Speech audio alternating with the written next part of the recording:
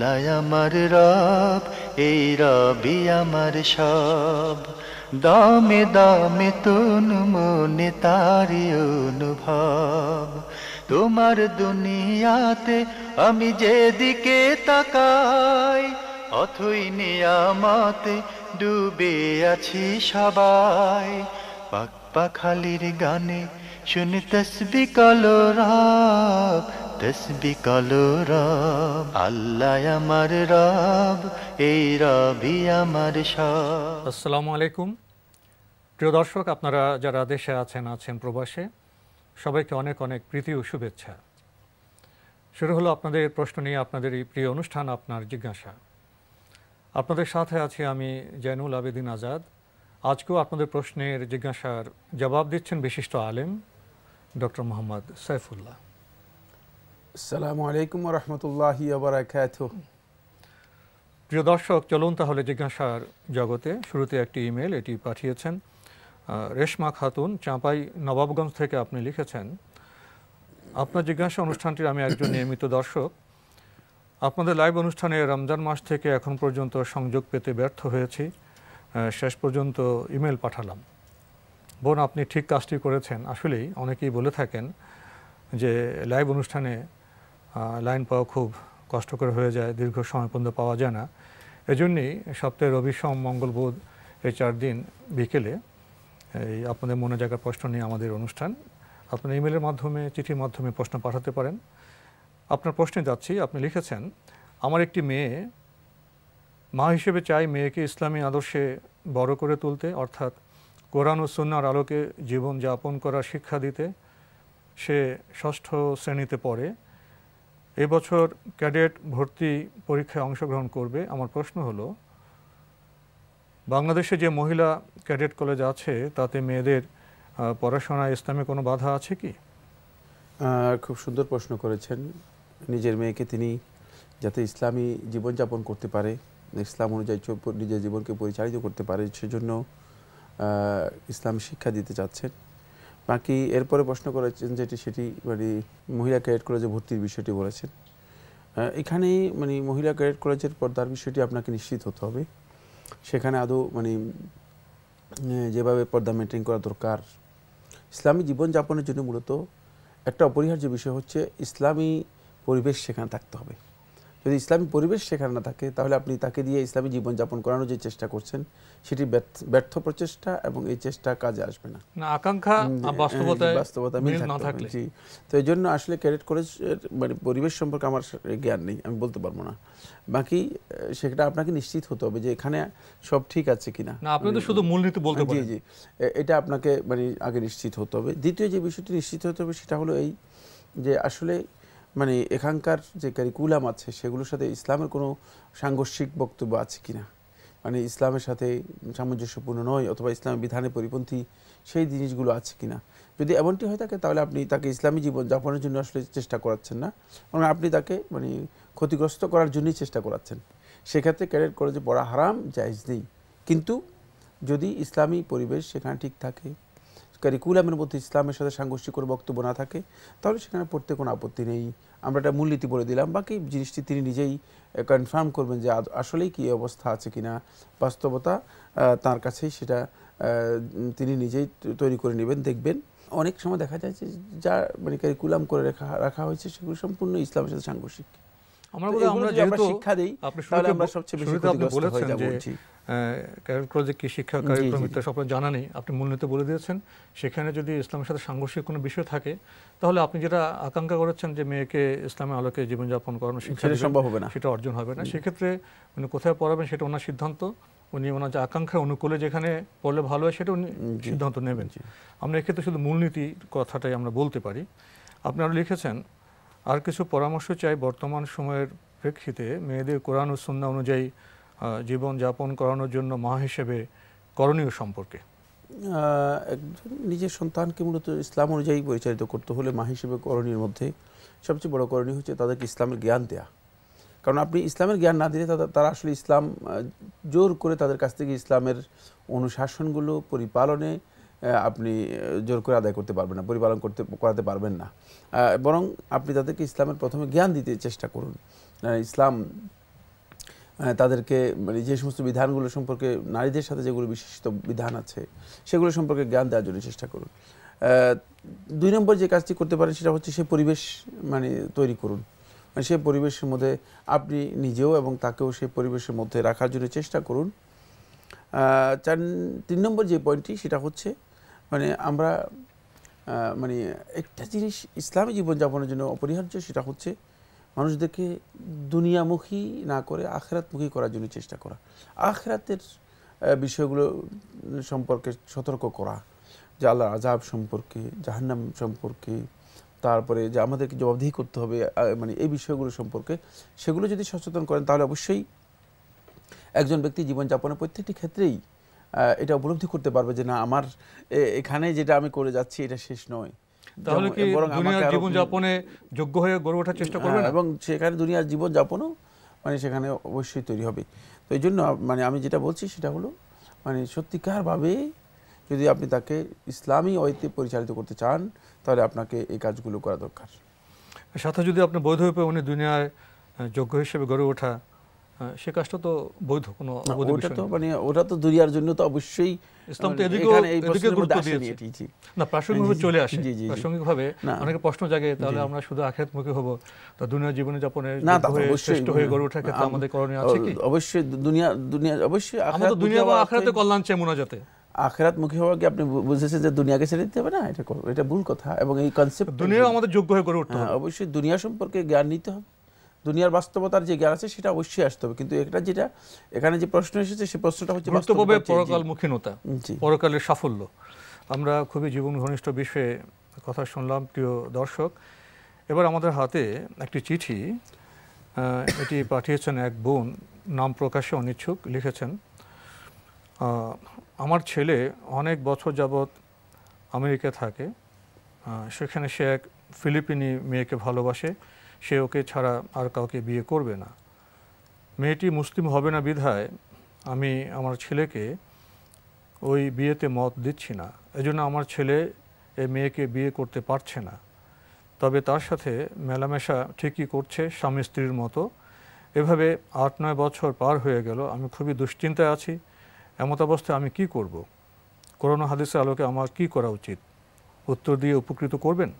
না, এক্ষেত্রে তিনি মায়ের তো উচিত ছিল মানে ইসলাম গ্রহণ করবে না, কিন্তু যদি আহলে কিতাব হয় তাহলে তো তাদের সাথে বিবাহ করতে পারে। কিন্তু তাদের ওখানে উল্লেখ করে নাই যে মেয়ে হলো আপনার মানে মুশরিক নাকি আহলে কিতাব, উল্লেখ করেনি, সেটা স্পষ্ট। মেয়ে আপনি ফিলিপিন যদি আহলে কিতাব হয়ে থাকে তাহলে তার সাথে বিয়ে হতে পারে, মানে খ্রিস্টান হলে বিয়ে হতে পারে। কিন্তু বাকি আসলে যে পরিস্থিতির কথা বলেছেন সেটা বাস্তব কথা হচ্ছে মানে ছেলে মূলত আপনার অনুমতির জন্য অপেক্ষা করেনি, মানে বরং এর চেয়ে জঘন্যতম অপরাধ রয়েছে, আনুষ্ঠানিক বিয়ে করছে না কিন্তু জঘন্যতম অপরাধের মধ্যে লিপ্ত রয়েছে। সুতরাং আপনি তাকে অনুমতি দেওয়ার প্রশ্নই আসে না, বা এই অনুমতি নিয়ে আপনি বলেন যে তুমি মায়ের কোনো দায়িত্ব নেই।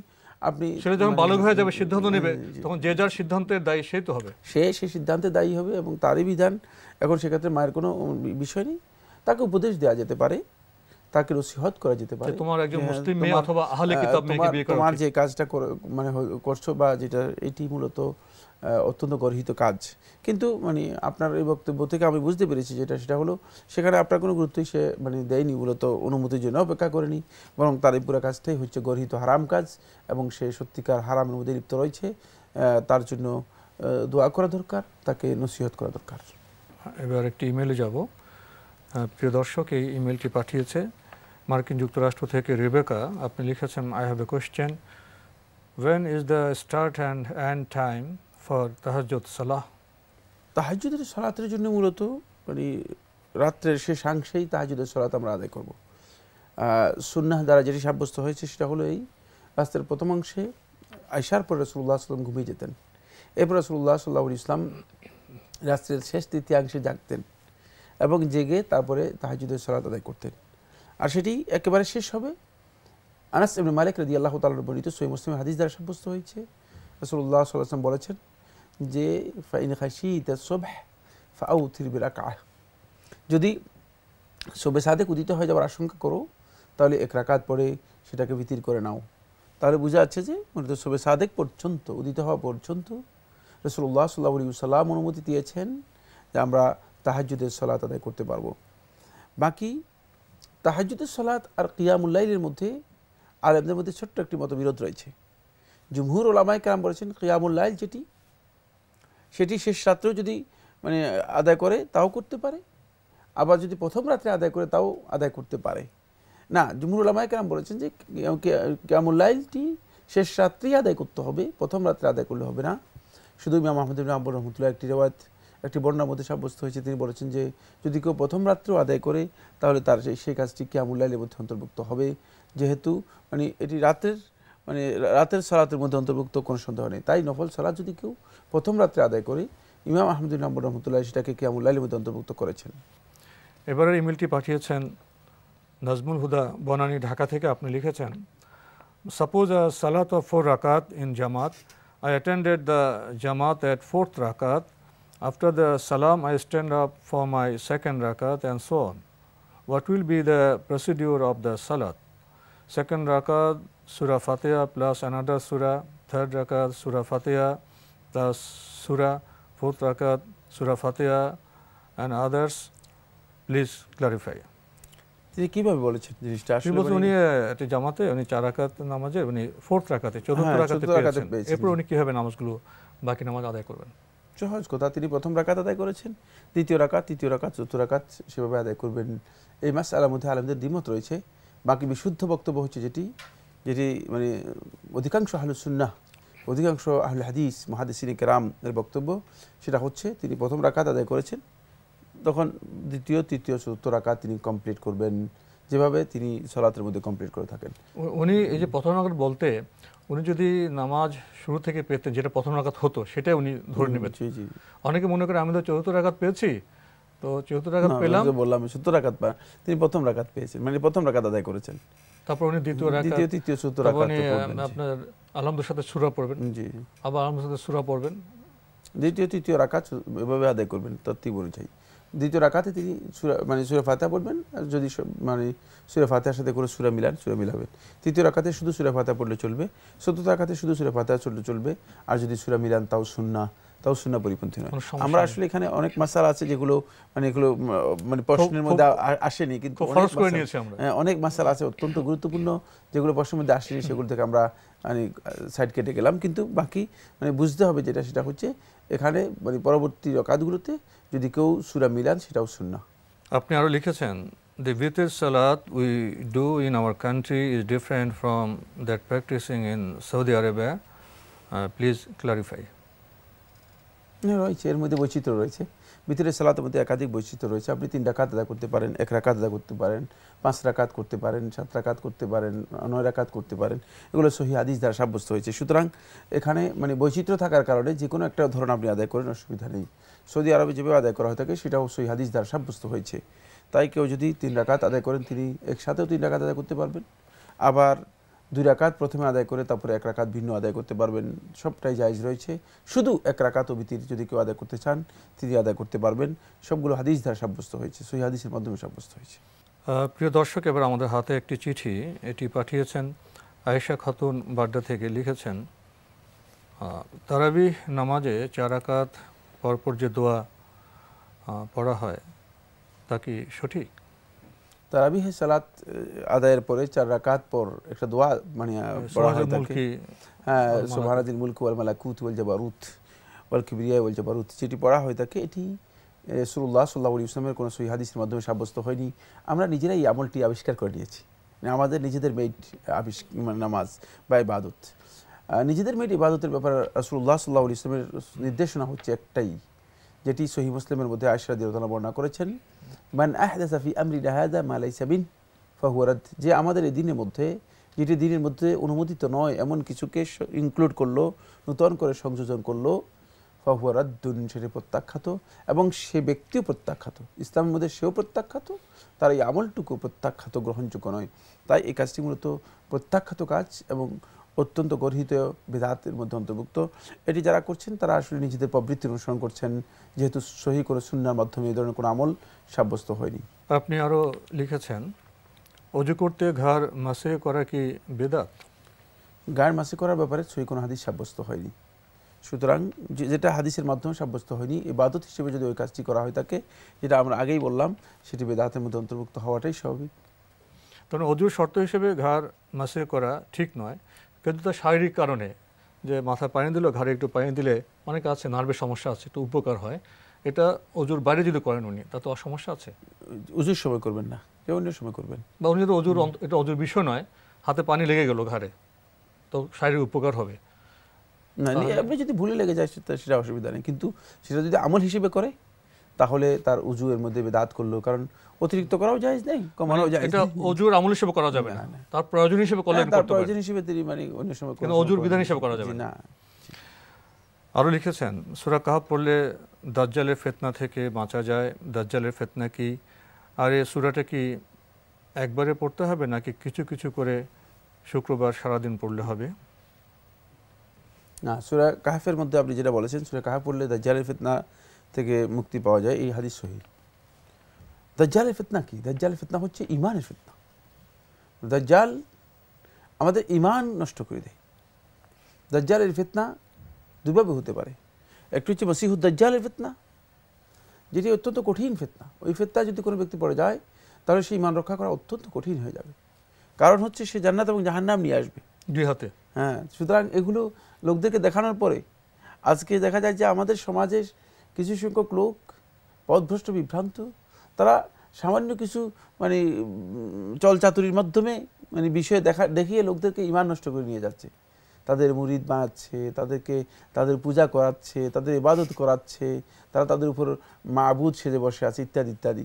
ঠিক দাজ্জালের এই ফিতনাও এত জঘন্যতে, সে যখন এগুলো দেখাবে তখন লোকেরা মনে করবে যে সেই সম্ভবত মাবুদ, সেই প্রকৃত মাবুদ, এবং এই ফিতনার মধ্যে পড়বে অধিকাংশ লোক ঈমান থেকে বেরিয়ে যাবে, ঈমান নষ্ট করে ফেলবে। এটা সবচেয়ে বড় ফিতনা। তাই রাসূলুল্লাহ সাল্লাল্লাহু আলাইহি ওয়াসাল্লাম এই ব্যাপারে সতর্ক করেছেন। শুধু সতর্ক করেছেন তা নয়, বরং দাজ্জালের ফিতনা থেকে আল্লাহ রাব্বুল আলামিন আশ্রয় চাইতে বলেছেন। রাসূলুল্লাহ সাল্লাল্লাহু আলাইহি ওয়াসাল্লাম সালাতের মধ্যে, প্রত্যেক সালাতের শেষে দোয়া মাসুরার মধ্যে রাসূলুল্লাহ সাল্লাল্লাহু আলাইহি ওয়াসাল্লাম দাজ্জালের ফিতনা থেকে আশ্রয় প্রার্থনা করতেন আল্লাহ রাব্বুল আলামিনের কাছে। তারপর এখানে শেষ করেন নাই, তারপর রাসূলুল্লাহ সাল্লাল্লাহু আলাইহি ওয়াসাল্লাম দাজ্জালের ফিতনা থেকে যাতে করে কেউ রেহাই পায়, এই জন্য রাসূলুল্লাহ সাল্লাল্লাহু আলাইহি ওয়াসাল্লাম আমাদেরকে বলেছেন সূরাতুল কাহফ পড়ার জন্য। সূরাতুল কাহফ পড়লে দাজ্জালের ফিতনা থেকে সে রেহাই পাবে। তাহলে বুঝতে পেরেছেন যে এটি অত্যন্ত জঘন্যতম একটি ফিতনা। সেই ফিতনার মুখোমুখি হলে এক ব্যক্তি ক্ষতিগ্রস্ত হবে। দাজ্জালের ফিতনা শেষ অনুষ্ঠানে যিনি জানতে চেয়েছেন, সূরা কাহফ কি একবারে পড়তে হবে নাকি কিছু কিছু করে শুক্রবার সারাদিন পড়লে হবে? শুক্রবারের মধ্যে আপনি আদায় করতে পারেন, একবারে পুরোটা মানে পড়তে হবে, যদি কেউ না পারেন তিনি এটাকে ভাগ করে পড়তে পারেন। তবে একবারে পড়তে পারলে ভালো, খুব বড় সূরা নয়, সামান্য কতক্ষণ সময় লাগে, এটা একবারে পড়লেও কোনো অসুবিধা নেই। বাকি যদি কারো ব্যস্ততা থাকে, তিনি যদি ভেঙ্গেও পড়েন, মানে এই দিনের মধ্যে তিনি যদি আদায় করেন, তাহলে তিনি এই ফজিলতটুকু লাভ করতে পারবেন ইনশাআল্লাহ তাআলা। আর এই ফজিলতের জন্য এটা কি শুক্রবারই পড়তে হবে? হ্যাঁ, রাসূলুল্লাহ সাল্লাল্লাহু আলাইহি ওয়াসাল্লাম পড়ার বিষয়টি শুক্রবার, মানে শুক্রবার এবং শুক্রবারের এই আগের রাত যেটি রয়েছে, অর্থাৎ বৃহস্পতিবার রাত থেকে শুক্রবার পুরাটি, এবং শুক্রবারের রাতের মধ্যে যদি কেউ পড়েন তাহলে তিনি এই বিধান, এই ফজিলতটুকু তিনি পাবেন। বৃহস্পতিবারে সূর্য ডোবার পর থেকে, সন্ধ্যার পর থেকে। জি। তো আজকে আমাদের এখানেই শেষ করতে হচ্ছে। আপনাকে অনেক ধন্যবাদ। আপনাকে অশেষ ধন্যবাদ। প্রিয় দর্শক, এই প্রশ্নের প্রসঙ্গে ঈমান রক্ষার বিষয়টি এসে গেছে।